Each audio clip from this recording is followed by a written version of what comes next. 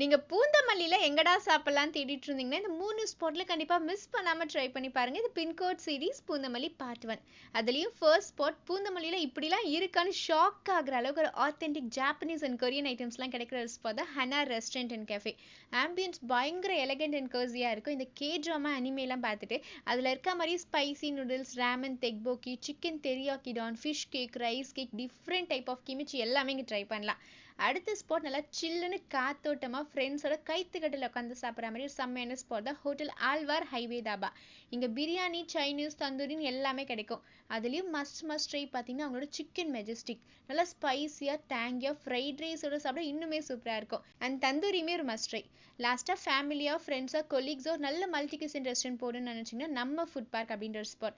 இங்கே நிறைய காம்போஸ் இருக்குது, எல்லாமே ரீசனபிள் ப்ரைஸ்லேயே கிடைக்கும். அண்ட் பிரியாணிலே பார்த்தீங்கன்னா எக்கச்சக்கமான வெரைட்டிஸ் இருக்குது. அண்ட் டேஸ்ட்மே ரொம்ப நல்லாயிருக்கும். இதை தவிர ஃபுல் பார்பிக்யூ ஃபிஷ்